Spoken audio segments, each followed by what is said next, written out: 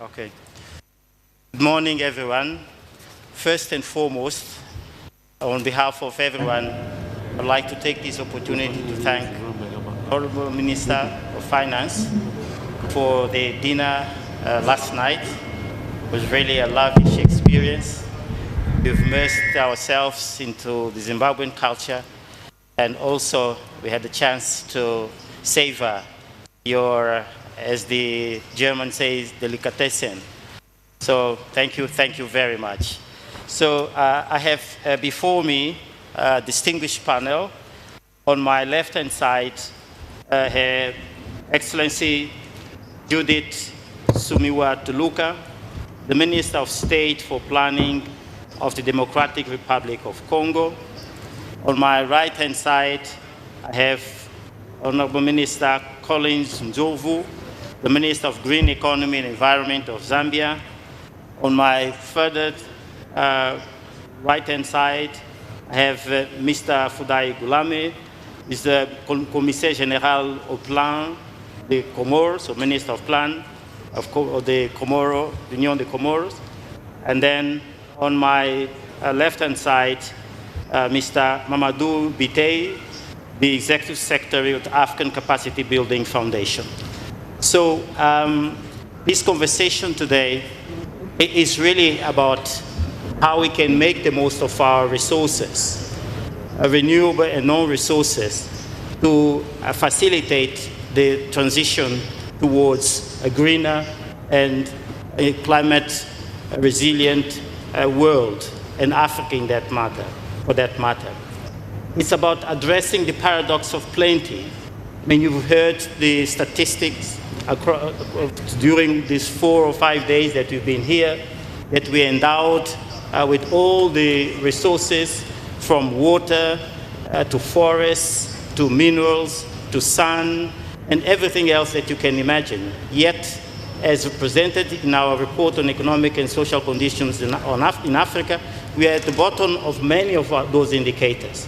So it's about breaking that paradox of plenty. It's also about breaking away from resource extractivism, as we call it, namely where our resources are exported as raw materials, and wherever they're exported, we have enclaves with absolutely no links with the local economy. So it is about moving from that model to a model where our resources are fostering industrialization and economic diversification. It is also about facilitating price discovery, because for many of these commodities, let's put it that way, including carbon credits, we are price takers.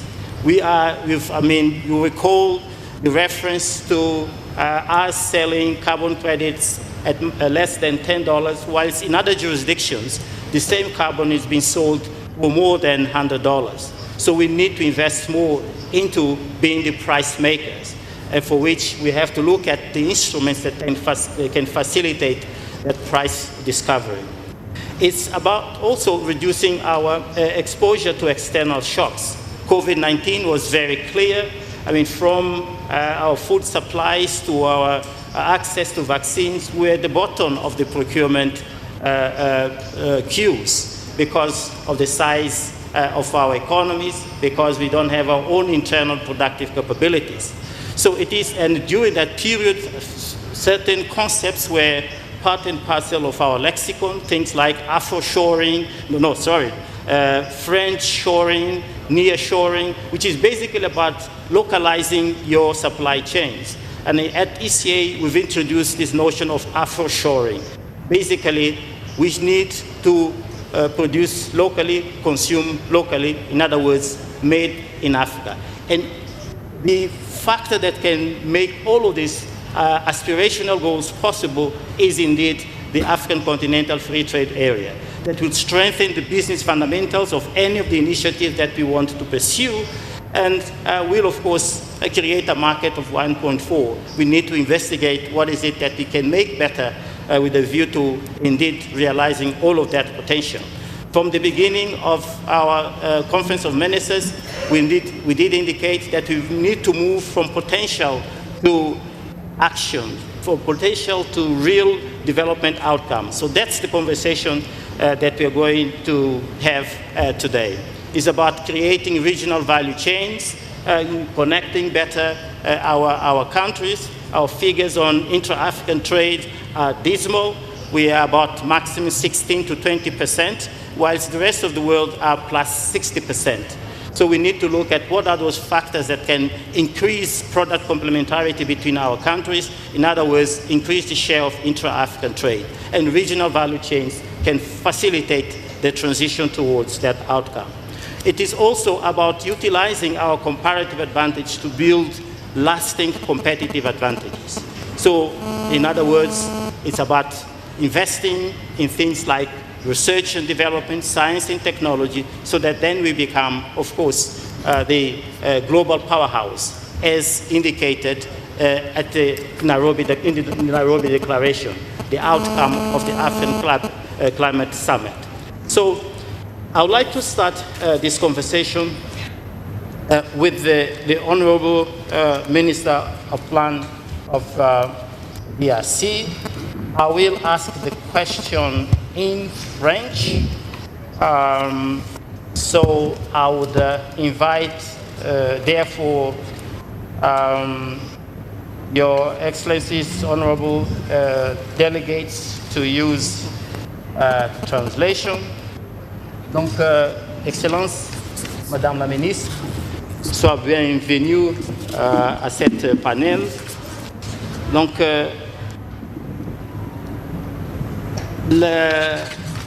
vous avez dit hier que la RDC est un pays solution. Est-ce que vous pourrez nous dire un peu de plus pourquoi est-ce que vous pensez que la RDC est un pays solution? Solution pourquoi?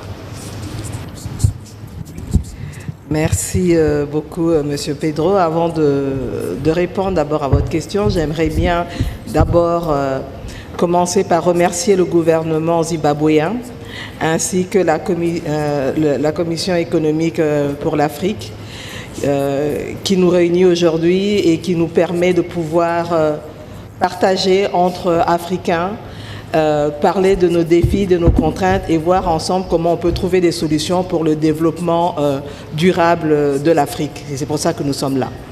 Alors, autre chose aussi, juste un petit clin d'œil à nos traducteurs, c'est bien, non, ce n'est pas Monsieur le ministre délégué du plan de la RDC, mais bien Madame la ministre en charge du plan.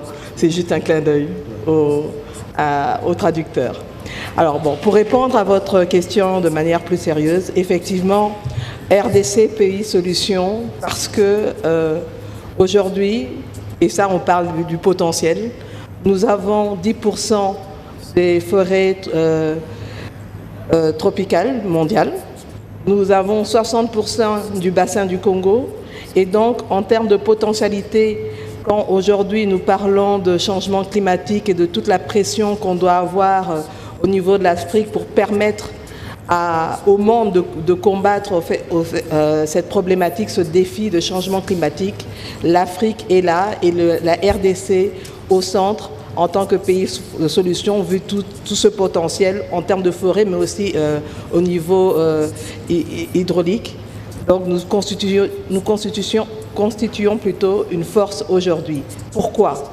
Parce que nous sommes aujourd'hui en capacité d'aider les pays à combattre cette crise écologique, avec notamment notre capacité à, par exemple, absorber le carbone. Mais nous sommes aussi, on dit, nous sommes potentiellement forts, potentiellement riches, mais comme vous l'avez dit d'ailleurs dans votre introduction, nous sommes en train de subir aujourd'hui, par exemple, le prix au niveau du crédit carbone.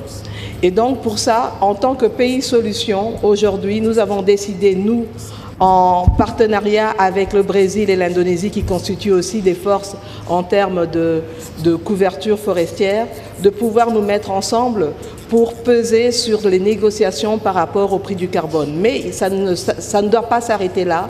Nous devons aller au-delà parce que, ensemble, avec les autres pays africains, nous devons aussi nous prémunir pour assurer que ce que nous avons préservé, que nous avons conservé, pour la planète, parce que c'est de ça qu'il s'agit, puisse aussi être rentable pour nos populations.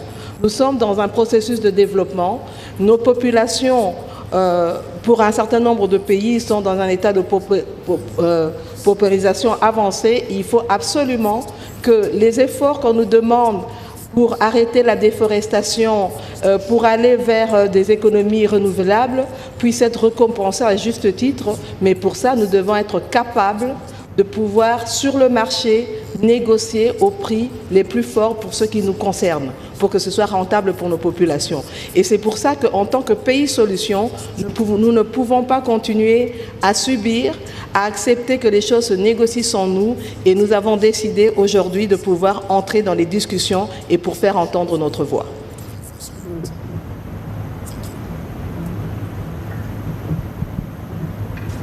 Merci.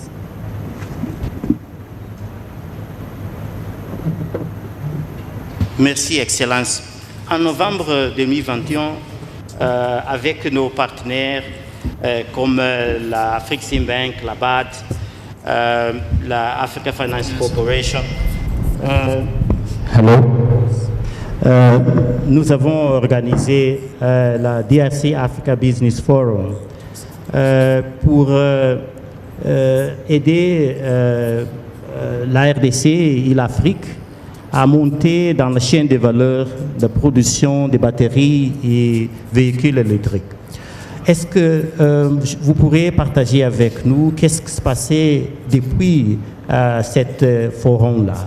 Et nous avons déjà partagé avec tous les participants ici que l'étude que nous avons faite avec Bloomberg a démontré que la RDC est plus concurrentielle que la Chine et les États-Unis dans matière de coût de production, trois fois moins cher que la Chine, et aussi au niveau des émissions de carbone, sont 25% moins d'émissions que la Chine. Donc vous avez toutes les données, si je peux dire ça, pour devenir le centre pour la production des batteries et des véhicules électriques en Afrique. Donc, qu'est-ce qui s'est passé depuis cette grande forum que nous avons organisé à Kinshasa?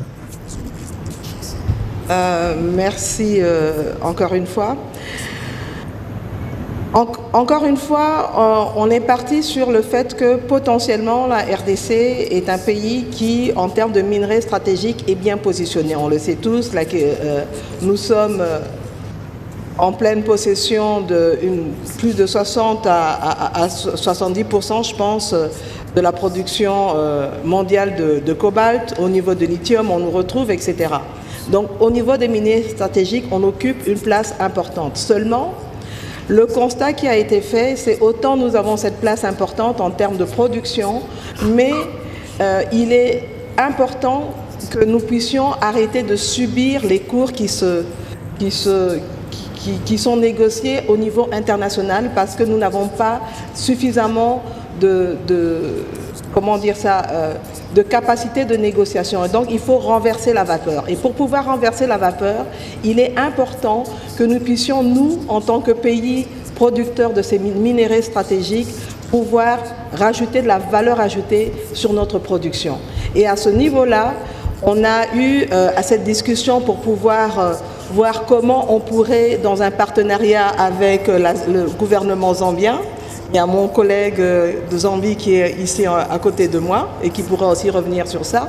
Nous avons discuté pour avoir ce partenariat-là ensemble et pour pouvoir produire la batterie au niveau de la RDC et dans ce partenariat avec la Zambie. Et ce qui s'est passé au niveau de la RDC, il a fallu que nous puissions mettre en place un certain nombre de textes légaux qui nous permettraient d'y arriver. On a mis en place ce qu'on appelle aujourd'hui le Conseil national de la batterie. Ça a été fait depuis. On a nommé les animateurs de cette structure. Et donc aujourd'hui, nous avons la structure qui existe, qui est en capacité de pouvoir poursuivre les discussions avec nos amis zambiens pour aller vers cette transformation de nos minerais stratégiques et pouvoir produire des batteries.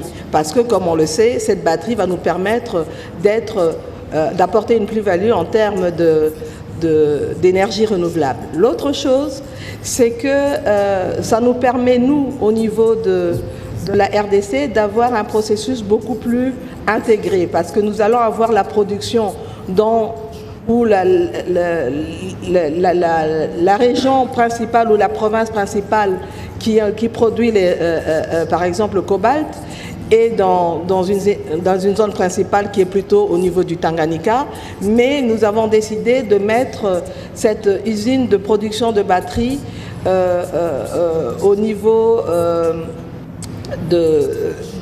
dans le sud du Grand Katanga, ce qui nous permet aussi de pouvoir assurer une meilleure intégration de tout le processus entre l'extraction des minerais, le transport jusqu'à la transformation au niveau de l'usine qui va être du côté de Kolwezi. Et donc tout ça en partenariat avec la Zambie qui va aussi ramener une partie des minerais, mais qui va aussi permettre l'évacuation des produits finis, nous permet vraiment de nous positionner au niveau non seulement de l'Afrique, mais aussi mondial, pour être à terme un des plus grands producteurs de batteries. Maintenant, ce qui est important aussi, c'est de voir comment cela va se faire dans le cadre de cette zone de libre-échange continentale. Et donc, comme vous le savez, la RDC a adhéré, a ratifié l'accord pour la ZLECAf. Donc nous, à ce niveau-là, on n'a pas de problème. Mais ce qui est important pour nous aujourd'hui, c'est à partir du moment où on a ce marché potentiel avec tous les pays membres de la ZLECAf, il est important au niveau interne qu'on puisse nous relever tous les défis en termes de gouvernance, en termes d'infrastructure, parce que c'est ça qui va nous permettre d'être compétitifs en tant que pays producteur de batteries. Donc c'est un peu tout ce travail-là qui a été fait, et je pense qu'aujourd'hui on est en bonne voie, et je pense que mon collègue après pourra revenir sur le côté zambien de ce partenariat. Thank you very much. So, Your Excellency, I'm now going to turn to you. As Minister of Green Economy and Environment, you have a huge responsibility to ensure that this transition is done smoothly. So, we are aware that Zambia has developed a carbon market framework that, among other things, will govern your participation in international carbon markets. We equally know that you are an active member of the Congo Basin Climate Commission. We as ECA are working with the Congo Basin Climate Commission with a view to establishing a carbon credit registry, which is a foundation for us to be able to market our carbon credits in the best possible way. So those are the fundamentals, investing in that infrastructure. So how do you see us moving from these national and regional level initiatives to an integrated continental carbon markets? Your views will be appreciated. Good morning, distinguished ladies and gentlemen. Sorry, I'll start by thanking Professor Nklobe and the Zimbabwean government for the warm hospitality extended to me and my delegation. And to state to distinguished members here that Zambia and Zimbabwe are like Siamese twins, including the countries in the SADC region, my sister here.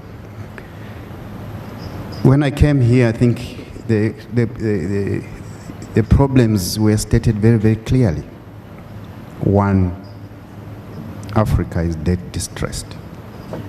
All finance ministers I came across lamented the shrinking fiscal space they have to deal with.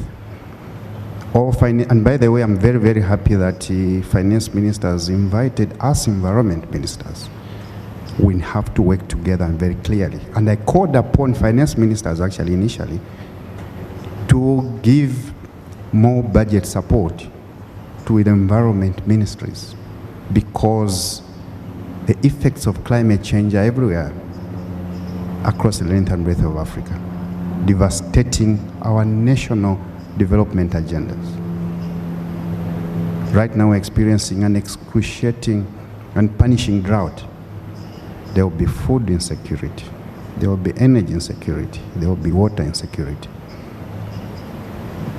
Another issue which came out very, very quickly, talking to finance ministers, is that we need to be in a hurry. And we are always in a hurry in rooms, but we are not in a hurry when it comes to implementation. Again, talking to finance ministers, we need to put this on the spot. Quickly, my start will be with what the DRC minister said. Africa is endowed with a huge natural capital, natural resources, the critical minerals, the ones which will be very important for this energy transition. Our aim with the DRC and other nations is to ensure that we do not export these in the raw form. We need to ensure that we value add. The energy transition will be dependent on Africa's natural resources. So to the countries involved, to the banks, and I'm glad that the World Bank, Afrexim Bank, and other banks are here. We also have been hearing and lamenting about the $100 billion, about reformation of financial institution, the architecture. These may not happen as quickly as we want. We need to look at to ourselves. And one of the issues the moderator asked here is about carbon markets. Africa has a capacity to sequester more than 30% of CO2. The capacity is huge. And yet this is the same natural resource endowment, which is very, very important for the livelihoods of our people. How do we balance the two? Utilizing it for the benefit of the world, for the benefit of ensuring that the 1.5-degree goal is attained. How do we then ensure that our people do not remain behind? Indeed, I think moderator also called for a regional roadmap. How do we work with the DRC to utilize the critical minerals, for example? How do we work in the region to ensure that the energy transition benefits our people? And obviously, in the end, benefits from the carbon markets. How do we ensure that our forestry and the Congo forestry, we are part of the Congo Basin, is a huge carbon sink, which the world needs to save it from itself? But how are we going to get the benefits if we do not come together? They say there's strength in numbers.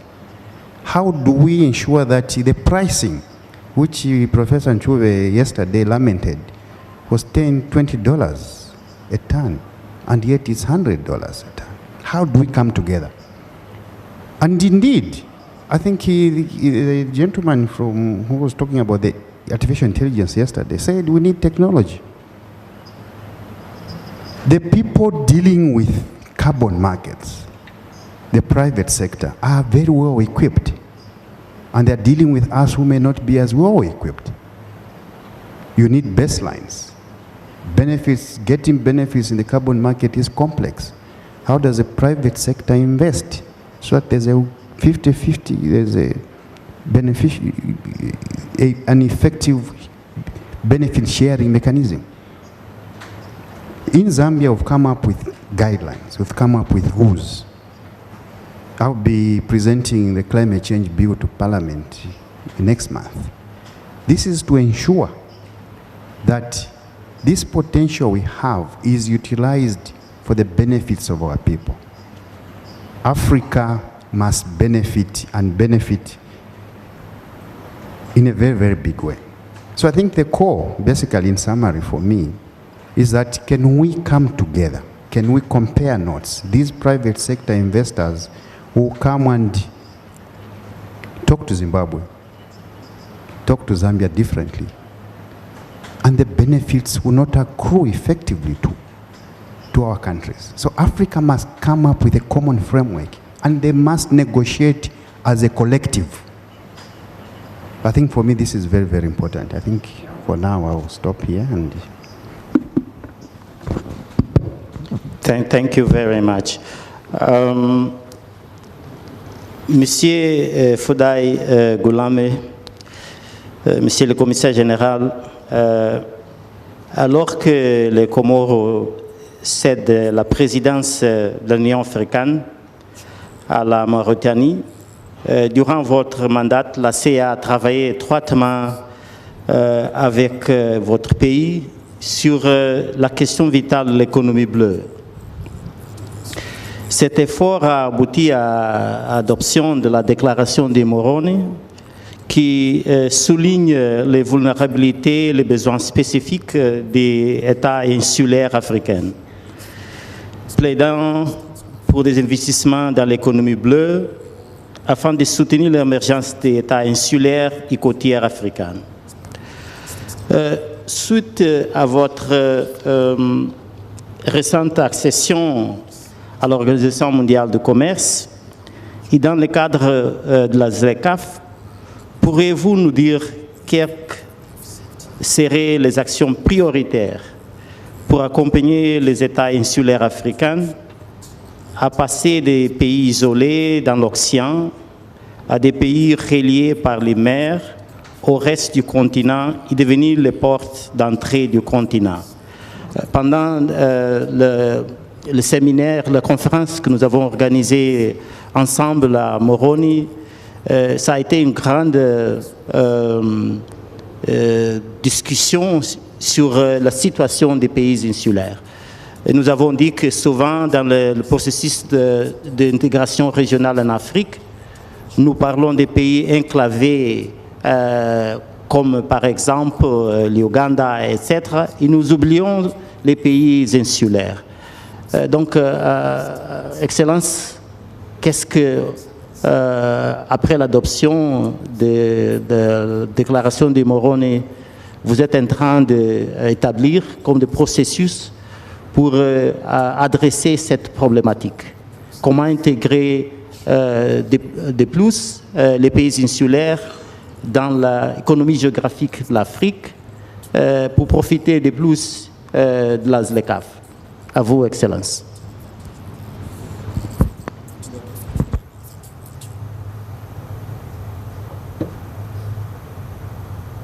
Merci, Monsieur Pedro, cher ami.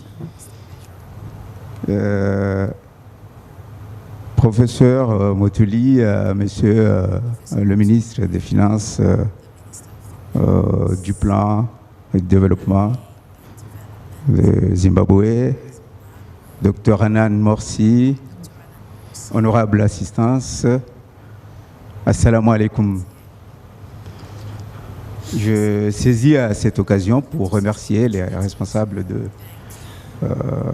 l'ACA pour m'avoir invité à cette conférence.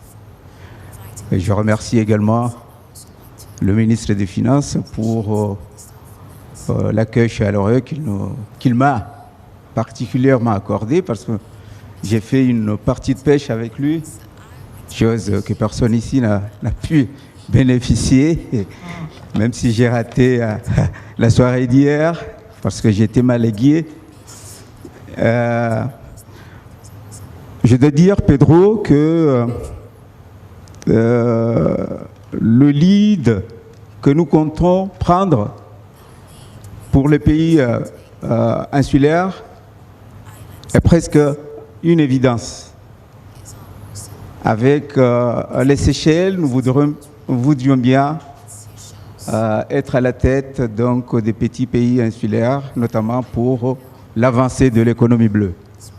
Mais je vais revenir un petit peu par rapport à l'accession à l'OMC, parce que les Comores, c'est un tout petit pays de moins de 1 million d'habitants. Mais on vient donc de céder en fait la tête de l'Union africaine à la Mauritanie. C'est dire combien nous sommes ambitieux. Nous avons beaucoup d'ambition.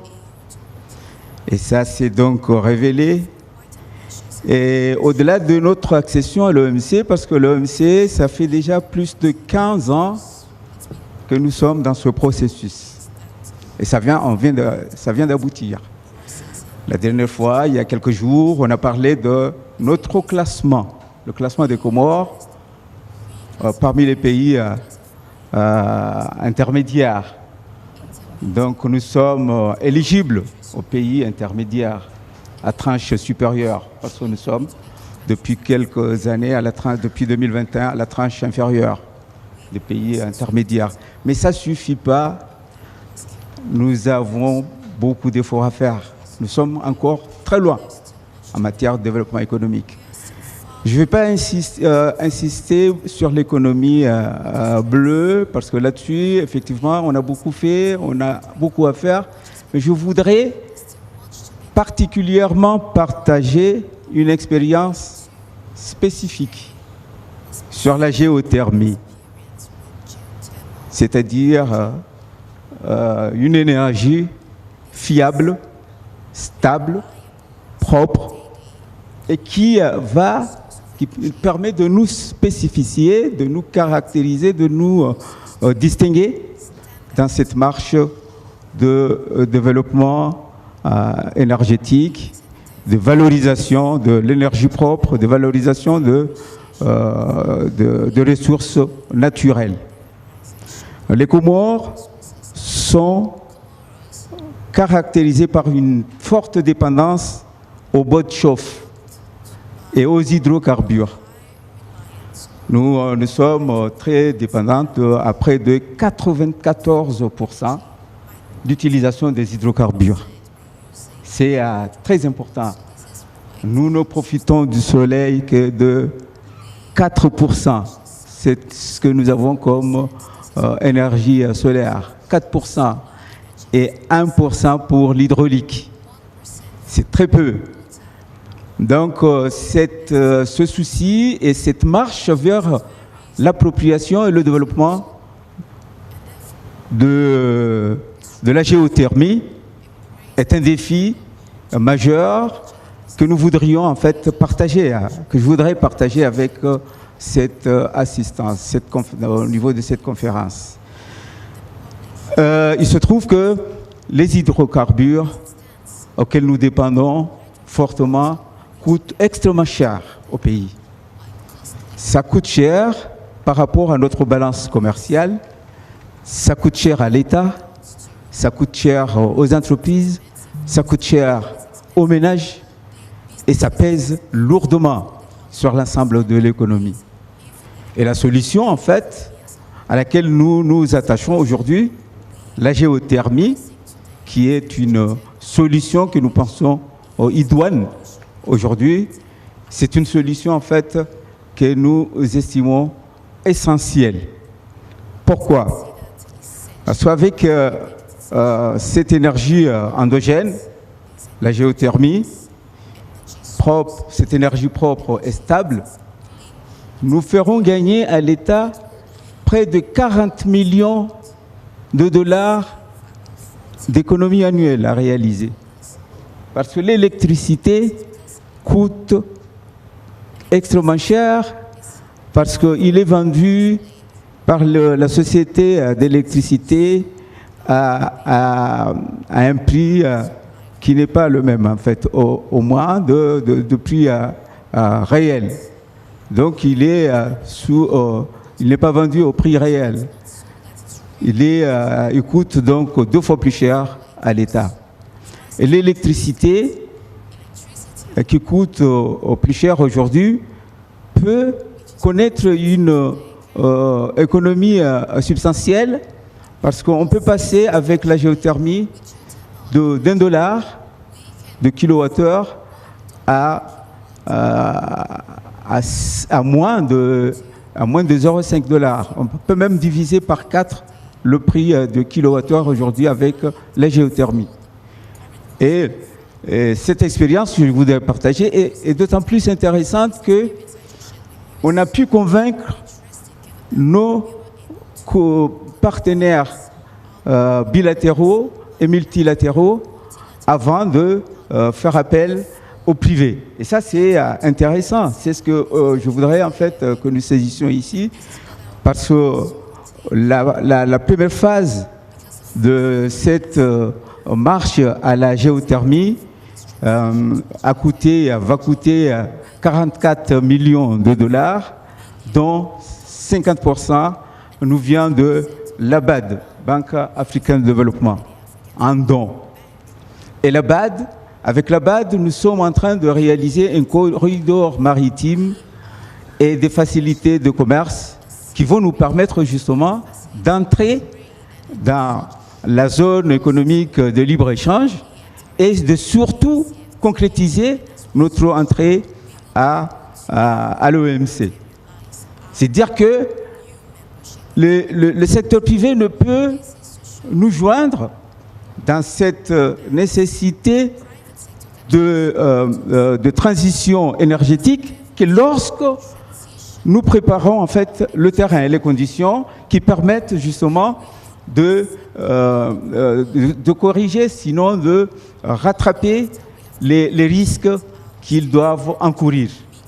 Et c'est pour ça que la BAD a mobilisé 26 millions de dollars pour nous accompagner dans la partie, dans l'exploration en fait de la géothermie.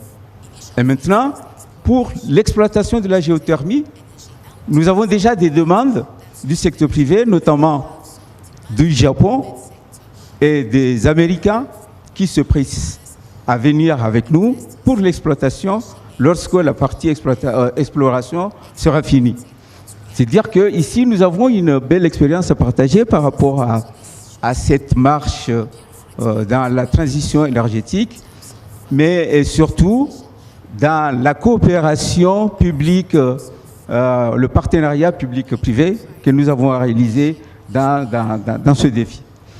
Je vais m'arrêter là par rapport à cette expérience que je voudrais partager, pas techniquement, parce que je n'en suis pas technicien, mais au vu de l'impact économique, social et environnemental que cela procure, en fait, la géothermie, que nous estimons intéressant, essentiel à exploiter, à valoriser par rapport aux hydrocarbures, parce que nous sommes potentiellement, on est potentiellement en fait bénéficiaires, sinon propriétaires des hydrocarbures et du gaz, mais la géothermie est beaucoup plus essentielle à développer aujourd'hui, à valoriser, compte tenu de ce que cela procure comme avantage.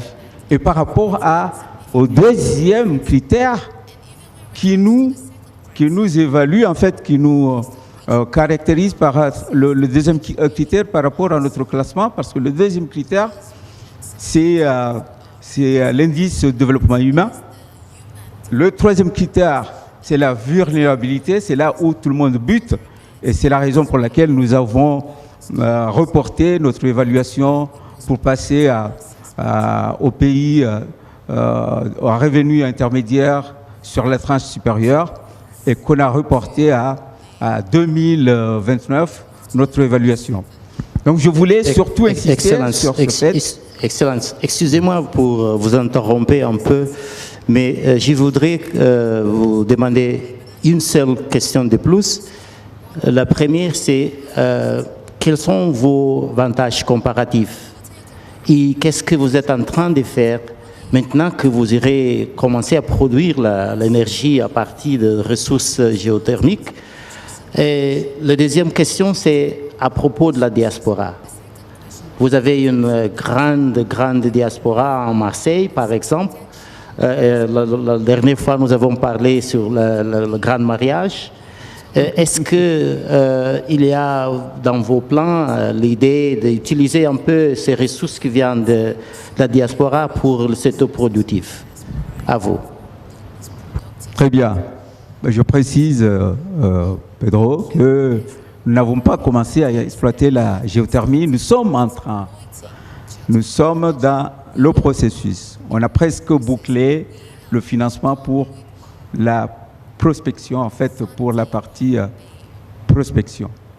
Et les avantages sont nombreux parce qu'à travers cette géothermie, nous pouvons réaliser le séchage des produits de rente. Nos produits de rente, c'est l'ilang-lang, la vanille. L'ilang-lang, en fait, cette fleur dont nous sommes les premiers au monde, en fait, en production, et que nous produisons à hauteur de 30 tonnes par an. Et la vanille, 90 tonnes. Donc, avec la géothermie, nous allons pouvoir réaliser le séchage, parce qu'on ne peut pas exporter sans sécher, sans distiller. Et la distillation, le séchage, c'est de l'énergie. Donc, la géothermie va nous permettre de réaliser cela. Et ça va nous permettre de mieux exporter. Par rapport à votre question sur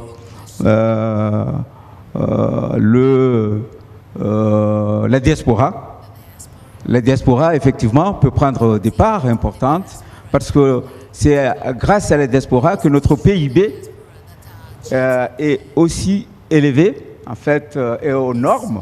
Aux normes, en fait, nous permet en fait d'être mieux classés par rapport aux pays à revenus intermédiaires. Mais il faut canaliser effectivement les envois de fonds de la diaspora dans une économie productive, en fait dans des secteurs productifs. Parmi les secteurs-là, ces secteurs productifs, c'est entre autres la géothermie, parce que le marché de la géothermie est ouvert à tout le monde, au secteur privé, donc à la diaspora également. Mais la diaspora contribue et participe beaucoup aux réalisations communautaires, au niveau de la santé, au niveau du secteur sanitaire, au niveau de l'éducation, à tous les niveaux. Donc, on peut toujours valoriser les envois de fonds de la diaspora et les orienter vers le secteur productif. Et par rapport au grand mariage, vous avez touché à notre point particulier, spécifique, parce que c'est notre originalité culturelle, parce que c'est une forte tradition, le grand mariage aux Comores. C'est spécifique, mais ça occasionne beaucoup de dépenses. Des dépenses en offrande, des dépenses en festivité, et c'est en grande partie du gâchis. Il va falloir effectivement penser, nous pensons toujours à réorienter cette activité, mais c'est pas évident. C'est pas évident parce que c'est aussi important que les gens en fait s'amusent, et ils s'amusent aussi à travers le grand mariage, mais il est temps à ce que cette activité soit orientée de manière efficiente vers l'économie et permet donc aux Comores de bénéficier parce que la diaspora justement investit beaucoup dans le grand mariage, parce que c'est le grand mariage conduit à l'honneur, et l'honneur c'est donc ce que les gens cherchent à réaliser du point de vue social. Merci. Mamadou, thank you very much for being patient. I mean, you made a very interesting transition from philanthropy now to being the head of the African Capacity Building Foundation. I mean, throughout our Conference of Ministers, we've talked about several things. For example, the need for us to improve digital literacy. In the expert segment of our meeting, our delegates asked for us to demystify certain conversations, including carbon credit, blue economy, green economy, and the transition towards a greener world would require us investing in different sets of skills.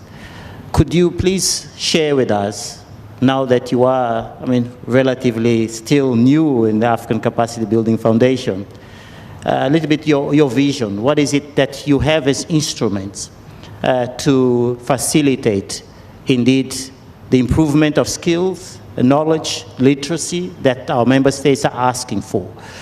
The second thing that also came out from our expert segments meeting, as well as in the ministerial segment, is this call for us to facilitate peer learning, the exchange of experiences between our member states. And part of my moderation today was indeed to try and ask all of you to share your counter experiences as part of this peer learning. That's why I made reference to the Grand Mariage and everything else that is happening in the Comoros. So could you share your views with us? Thank you. Thank you very much. And good morning, ladies and gentlemen. I would like to join their excellencies to also express our utmost gratitude to His Excellency Prof. Mutuli Ncube, and through him to the people of Zimbabwe, not just for this conference, but for the 33 years of unwavering support, because Zimbabwe is the host of the African Capacity Building Foundation since 1991. And the country has always ensured that we feel comfortable, but most importantly, we are able, from this station, actually to operate and to provide the services our member countries need across the continent. So thank you. I would like also to take the opportunity to thank the ECA for the opportunity to be part of the COM, but also for being our partner, because we partner in delivering capacity building that we do.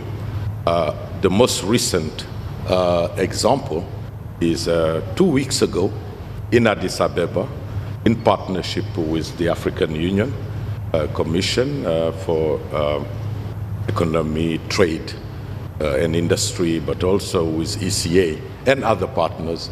We delivered the first training to the ambassadors and diplomats accredited to the African Union on how they can embrace, but not only embrace, but facilitate the implementation of the AFCFTA. That being said, coming to the question, I think that your question can be answered really from the mission that was given to us by our member countries since 1991, which is actually to build the human skills, human capacity, human capital, and the institutions, functional, efficient, that are required to spearhead the development process in Africa. So that is a mission for us that is intangible, but that we can interpret regularly in given contexts. So to your question about the instruments, so to do that, one of the things we've done is really looking at what does that mean in the 21st century, particularly in the next 5-10 years, which is actually how do we build the capacity of people and institutions in the most pressing issues actually our member countries face. And very briefly, we can really talk about the issues of climate, climate adaptation, and this is the theme of this conference that was largely talked about. I'll come back to that.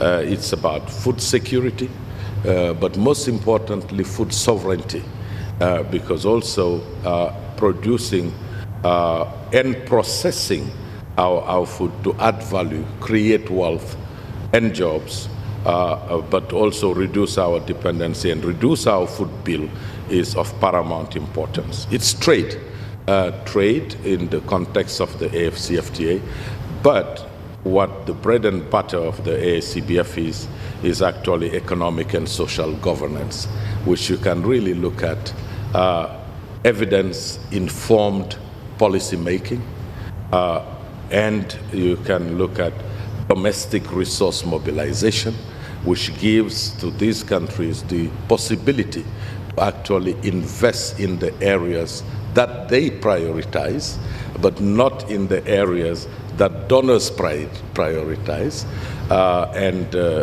obviously building capacity for public finance management, because once you raise those resources, to keep raising them, a sound, open, inclusive, transparent, and accountable public finance management is critical. Now, to do that, we are really looking at those two sides of the same coin. I usually use the metaphor of the plant. To have a good, healthy, productive plant, you need two things. You need a healthy seed, but you need a fertile soil. And you can look at human capital as that healthy seed, and you can look at institutions as that fertile soil. Because in as much that you can build the capacity of people, if the institutions themselves are not efficient and looked at, actually this may not. So basically, having said that, I want to talk about really some of the instruments that we are using. So first of all, we have developed and about to launch the African Capacity Building Academy, which we see as the main vehicle for human capital building. And this African Capacity Building Academy is not a brick and mortar academy. It is one that lives in the existing institutions. And it sustains of schools, focus on specific domains of knowledge and skills that are required. The first one that we have launched, in partnership, by the way, with ECA, with the Florence School of Regulation, with the European University Institute, and many other African institutions, is the African School of Regulation, which is extremely important because regulation is a domain in Africa where we don't have enough strengths. Many domains are not regulated. Or if they are, oftentimes the regulation is not yielding the intended purposes. So it is extremely important to build those capacities. So the African School of Regulation, which is hosted at our office in Accra, actually intend to provide that professional training to people in the public sector, the regulators, but also people in private sector, in other institutions, because you need always that two coins, the regulator and those who are regulated. It's also... I don't know, sorry to interrupt again. I don't know whether you could be a little bit more specific. Let's say, for example, in February last year, the African Union adopted the protocols on investment, competition, and intellectual property rights. And those would certainly need to be mainstreamed in legal and regulatory frameworks at the national level for the AfCFTA to work. So what particular regulations are you looking at? Okay. Earlier in some of the conversations that we had here, this issue of contract negotiations came up, that we don't have capacity also to engage at the same level with the transnational companies that are trying to invest on the continent. So just one or two references about which particular regulations are you looking at. Earlier in introducing you, I made reference to the need to develop literacy in carbon credit literacy. What is it that you are doing in this School of Regulation? Thank you.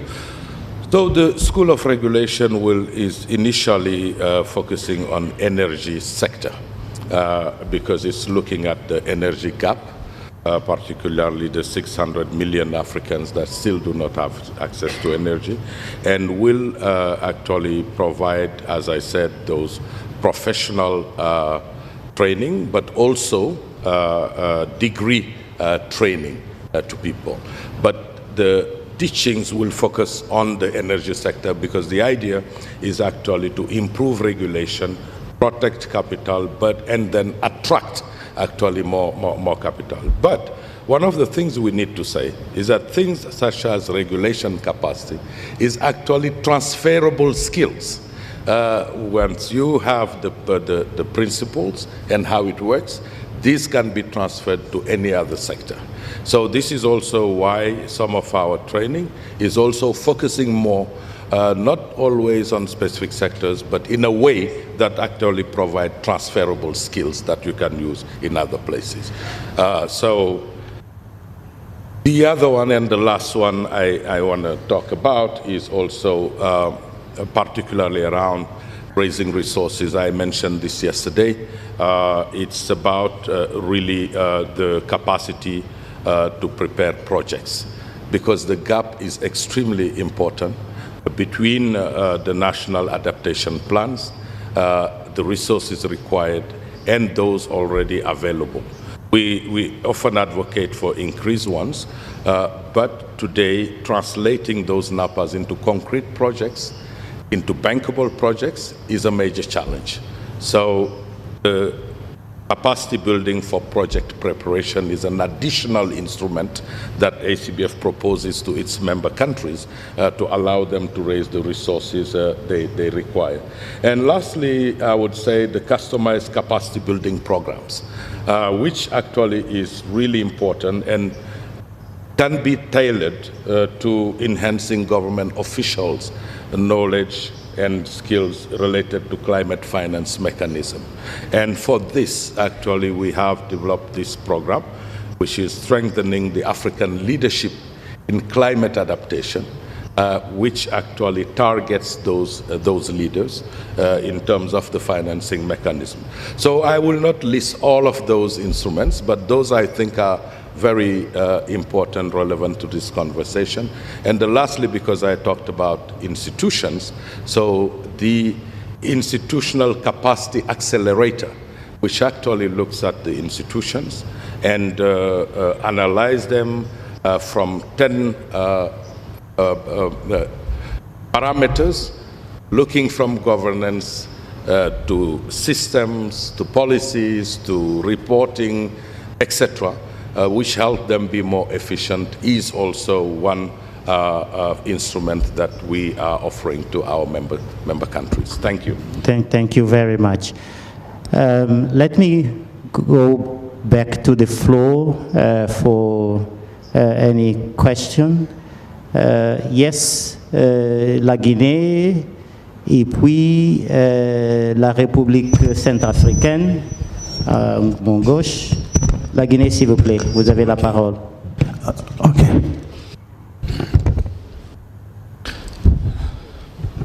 Yes, it's working now. Merci, Monsieur le Président, pour cette opportunité et d'être ici et de prendre la parole à cette importante rencontre. Monsieur le Président, j'ai quelques questions au panel. Et en ce qui concerne la transition énergétique et l'économie verte.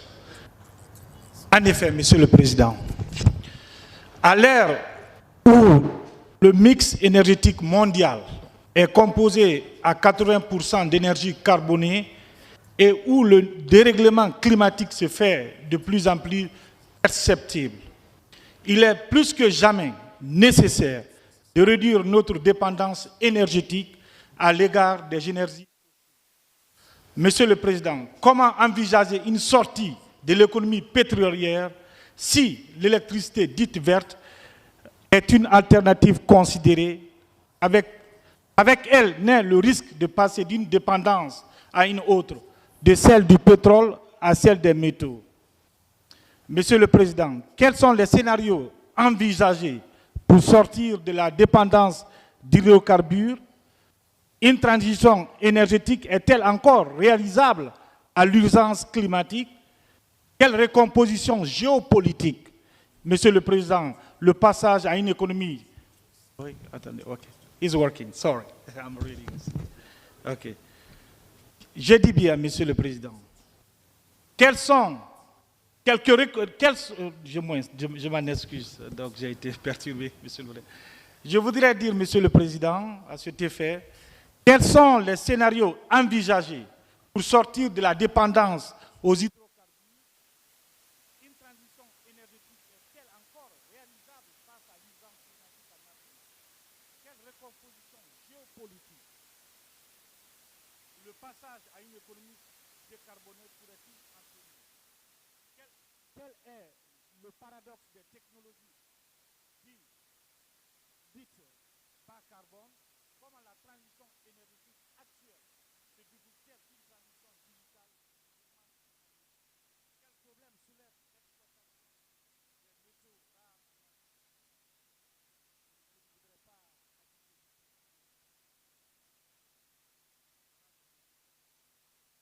ajouter.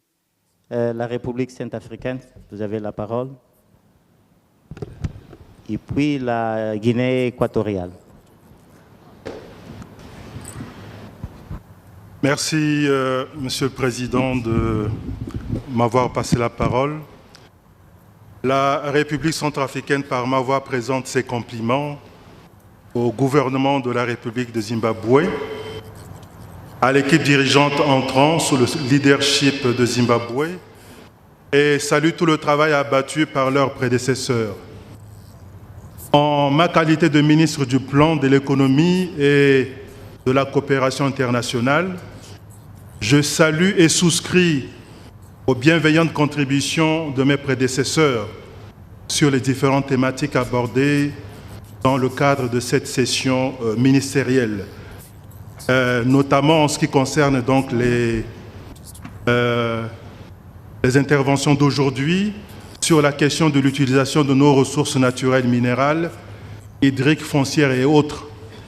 Alors je salue avec bravoure l'intervention de mon collègue, la ministre donc du Plan, de l'économie de la République démocratique du Congo, avec qui nous partageons ensemble le même bassin du Congo, ou dont l'entrée de ce bassin du Congo part de la République centrafricaine, qui assure 10% de la couverture forestière.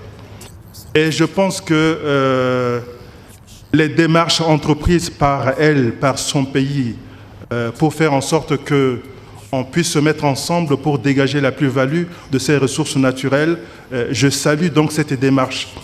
Et je me rejoins à cette dynamique de voir avec vous comment travailler ensemble.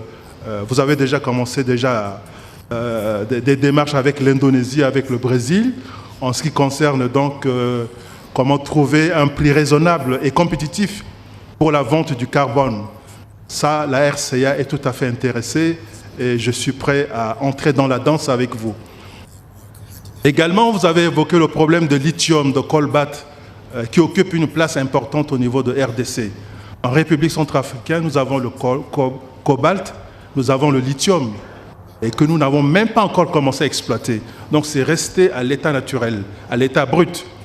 Et j'aimerais entrer dans cette dynamique avec vous pour voir comment, avec la Zambie, si on peut constituer un pool ensemble pour aller vers la création d'un marché de production de batteries et également de la commercialisation de ce produit. Voilà donc ce que je peux apporter en termes de contribution à partir de ce qui a été déjà dit, de ce qui a été déjà fait, et dans la dynamique d'une construction d'un marché régional pour permettre à notre économie africaine de ne pas seulement se contenter de la réforme des institutions financières internationales, mais il faudrait qu'on mette en place un plan B en ce qui concerne ce que nous-mêmes nous pouvons faire ensemble à travers donc la mise en œuvre de nos capacités et de nos potentiels. Merci. Merci. C'est la Guinée équatoriale? Non, c'est pas. C'est la Tanzanie, non? I can't see from here.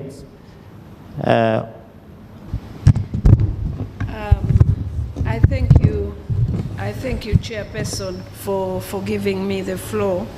Following the presentations and discussion under this roundtable, Tanzania may wish to intervene as follows. Your Excellencies, as we gather to deliberate on the nature of Africa in the context of green trade, the African Continental Free Trade Area, and the global supply chains in the transition to sustainability, we are reminded of both the immense challenges and unparalleled opportunities that lies before us. The AFCFTA is not just a trade agreement, but a blueprint for the future of our continent. The agreement represents a turning point for economic integration, development, and cooperation across Africa. With the ambition to increase intra-African trade, boost Africa's trading position on the global stage, and accelerate the sustainable development. Your Excellencies, as we navigate the complexities of global supply chains and climate action, it is imperative that we do not view these as separate agendas. The impact of climate change on Africa is undeniable, with our people facing water scarcity, reduced agriculture productivity, and extreme weather events. Yet within these challenges lies opportunities for innovation, growth, and sustainability. Therefore, the integration of climate action with trade policies under the AFCFTA presents a unique opportunity to propel Africa towards a sustainable and prosperous future. As we move forward, let us do so with understanding that economic growth, environmental sustainability, and social inclusion are not mutually exclusive, but are, in fact, intertwined objectives that we must pursue together. I thank you, Chairperson. Thank you very much, Tanzania. So, my panelists, you have an opportunity to pick from the questions that raise those where you believe you could add value to the conversation. So one thing that has become clear, and I think a couple of the ministers of environment have indicated it, is that creating these platforms where ministers of finance and the ministers of environment are together offer really an important vehicle for us to manage some of the tensions that sometimes our member states are confronted with. As the Honorable Delegate of Tanzania has mentioned, climate change, environment is a factor that needs to be factored in our planning, in our allocation of resources.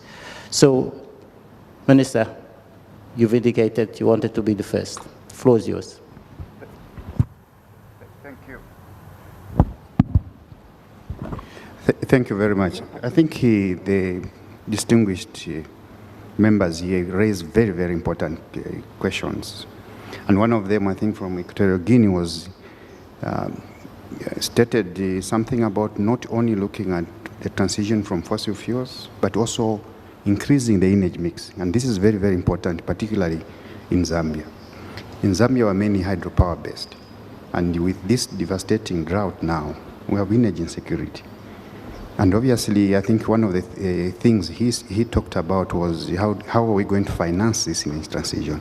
And for us, one of the innovative ways we've come up with is obviously to participate in the green bonds. We since issued guidelines and listing rules. And I'm glad to inform the audience here that one of our power distributing companies, CEC, has since issued a $200 million bond for the construction of 200 megawatts of solar. This is very important for us because us, as you are aware, as I said already, we are mainly hydropower based and we share the biggest river between Zambia and Zimbabwe, the Zambezi River. And right now it has received very little rainfall. And obviously we are in energy problems, we are in food problems, we are in water problems. So a regional response towards this energy deficit is very, very, very, very important. Further, I think we also working with Zimbabwe and other countries in the region to ensure that we are food secure, that we provide for our people. I think that's what I wanted to add. Thank you. Thank you very much, Honourable Minister.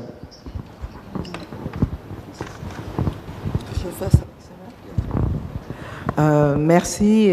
Il y a eu des observations, des commentaires. Ce que je voudrais dire, par rapport à cette nouvelle possibilité que nous avons pour produire de l'énergie renouvelable qui n'est pas seulement une énergie fossile, Et ça rejoint un peu ce qui a été dit précédemment, c'est qu'aujourd'hui, nous avons besoin de projets, de programmes intégrés et structurants. Et pour ça, et bancables. Parce que comme on l'a dit, dans la nouvelle architecture de financement, on ne peut plus continuer à se focaliser uniquement sur les financements publics. Les financements publics ont montré leurs limites. Hier encore, au petit déjeuner avec le High Level Working Group, il a bien été soulevé qu'aujourd'hui, par rapport à ces financements bilatéraux, nous devons faire face à tous les financements qui vont pour régler les crises humanitaires, en termes de conflits, en termes de crise climatique, etc. Et là, la question serait de pouvoir régler les causes profondes de ces crises. Ça, c'est un débat qui ne peut pas être occulté, mais qui doit être adressé d'une certaine manière. Maintenant, si on revient à ce financement pour la transition de l'économie verte, il faut obligatoirement qu'on ait de nouvelles sources de financement. On a parlé des obligations vertes ou d'autres, mais tout ça nous tourne le regard vers le secteur privé. Et pour pouvoir mobiliser des fonds vers le secteur privé, nous devons impérativement avoir des projets bancables. Qui parle de projets bancables parle d'investissement dans des études de faisabilité. Aucun secteur privé, personne dans le privé ne va mettre des fonds, que ce soit les fonds d'investissement, les fonds de pension ou tout autre, ne va mettre des financements dans des projets qui n'ont pas eu d'études de faisabilité bien établies et qui sont des projets bancables. Ça n'existe pas et ça n'arrivera pas. Donc ça veut dire que nous, en tant que pays africains, nous devons investir. Et c'est là où, dans les ressources que nous avons aujourd'hui, je prends l'exemple du Congo, pour nous, les ressources minières aujourd'hui ont un effet levier. Ce n'est pas ça qui va continuer à faire la richesse de notre pays. On est conscient que la richesse de notre pays va venir des ressources de l'économie verte, de l'agriculture, mais les ressources qui viennent des minerais sont des ressources qui vont nous permettre d'avoir un effet levier pour investir justement dans un certain nombre de démarches à faire. Alors, en termes de programmes structurants, c'est vrai que j'ai parlé de ce projet qu'on a avec la Zambie, auquel d'ailleurs je pense que le Zimbabwe voudrait adhérer. Merci à la RCA de se proposer comme autre partenaire. Le pays est grand, donc on peut vraiment le découper en zones géographiques pour voir de ce côté de la frontière ce qu'on va pouvoir faire. Donc pour ça, je pense que c'est bien noté. Mais un autre programme, par exemple, c'est aujourd'hui le programme qu'on a avec le Grand Inga. Le Grand Inga, en RDC, on en parle depuis la colonisation, des années 60. Et c'est un projet, à l'époque, qu'on n'a jamais réussi à faire financer. Aujourd'hui, les perspectives ont changé. Parce qu'à l'époque, on parlait du Grand Inga comme un projet qui allait fournir essentiellement l'électricité aux industries minières pour l'exploitation des minerais, non pas aller jusqu'à la transformation, mais c'est juste pouvoir extraire et exporter. Et c'était aussi un projet qui était vu comme une distribution d'énergie électrique au niveau des autres pays de l'Afrique. Mais aujourd'hui, on a changé vraiment le concept et c'est devenu un programme structurant intégré dans la mesure où ça va permettre d'électrifier la population et ça permettrait de réduire la pression sur les forêts, parce que c'est ça aussi. On parle d'économie verte, on est en train de dire comment on va pouvoir accéder au crédit carbone dans des meilleures conditions, mais pour ça, il y a un travail interne qu'on doit faire aussi pour protéger cette forêt. Ça, c'est une chose. La deuxième chose, c'est que dans ce programme structuré, c'est par exemple de tenir compte des infrastructures. On est en train de travailler avec la Banque mondiale pour intégrer dans ce programme des infrastructures routières qui vont, elles aussi, déjà au départ, intégrer, par exemple, les questions de NTIC. Parce qu'on en a parlé, on a dit que tout ça doit être intégré dans différents programmes où on va regarder aussi les questions de numérisation parce que ça va nous permettre d'aller rapidement vers un développement durable. Donc c'est vraiment cette question de programme structuré et intégré qu'il va falloir regarder de prime abord. Merci. Okay, so 1 minute, and then we finish, please. Thank you. I would like to react to 2 points that were raised. One was the platforms for peer learning. To say that when we talk about these environmental and green transition issues, one may think about Ministry of Environment. Probably all problems lie with them, but most of the solutions are outside of that ministry. So this is extremely important to look at this as cross-functional and establish those platforms. One point I will give is the L4Ag, Leadership for Agriculture, which was launched in 2014, that brought ministers of agriculture and ministers of finance together to look at actually how can they reduce the risk perception in the agriculture sector in order to actually attract more investment in the sector. Today, this platform is institutionalized with the African Development Bank and continues to bring these ministers together actually to. The last one was around AFCFTA that was mentioned. And to me, I think one of the challenges and where we need to act is more about domestication. Because the issue is not just about signing and ratifying. There is a lot more work to be done after that. And when we talk about that, we are really talking about reforming national laws to make sure that the provisions of the AFCA are taken into account. It's about reforming also the playbooks of agents, like your customs agency, your revenue authority people, etc., and also awareness creation. As of a survey 2 years ago showed that less than 30% of businesses actually have heard about the AFCFTA. So there is a lot to be done. And last is translating highly technical information in these agreements into palatable bits for our private sector, which is mostly the MSMEs. Thank you. Thank you. Honorable Ministre, 1 minute, s'il vous plaît.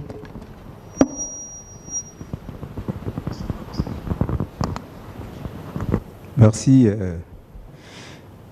Je voulais juste rebondir sur la question de la Guinée pour dire que par rapport aux solutions de transition énergétique, nous y sommes déjà.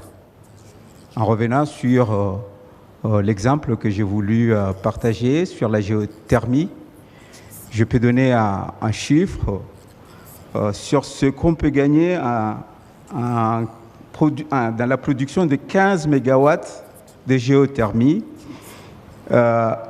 On peut éviter la production de 3 186 875 tonnes de CO2 en 30 ans. Et ça, c'est un exemple clair. C'est clair que nous rentrons déjà dans la transition énergétique, mais aussi dans le marché carbone. C'est clairement affiché parce que c'est déjà vérifié scientifiquement. Et c'est possible, en fait, de négocier cela avec les investisseurs qui ont déjà compris, à qui on a déjà évité la prise de risque, notamment le privé. Parce que les études de faisabilité ont été déjà réalisées avant qu'on rentre dans la production de la géothermie. Et ces études-là, la BAD l'a bien compris parce qu'ils ont mis 26 millions pour la géothermie et ces 26 millions vont permettre justement de nous diriger, en fait la géothermie va nous permettre de nous diriger vers l'ASLECAF, en fait l'intégration régionale, donc les chaînes de valeur régionales et internationales, parce que là-dessus, il va être question de produire avec des énergies vertes. Et ces énergies vertes vont permettre de gagner en efficacité, de réduire le coût de production de tout ce qu'on va exporter. Et cela est clairement annoncé. Donc, mais il reste maintenant que nous devrons échanger, comme le dit la CBF, nous devrons échanger au niveau des réseaux et des plateformes que nous sommes en train de mettre ensemble. C'est le cas de l'économie bleue pour les petits États insulaires, une plateforme qui nous permettra donc de partager ensemble tout ce qui nous lie et tout ce que nous avons en commun pour gagner en efficacité. Okay, merci. So we've reached the end of this panel on the issue of transitions. As the Minister said, Africa has its own position on energy transitions that recognizes that the path towards net zero will have to go through a little bit of fossils at the beginning. Natural gas has been identified as the transition energy, but Africa, as the Minister indicated, is investing in the transitions. And all throughout this conference, you've heard testimonies from different member states indicating that we're investing in the renewable energy. Thank you very much. Round of applause to our panel. Thank you.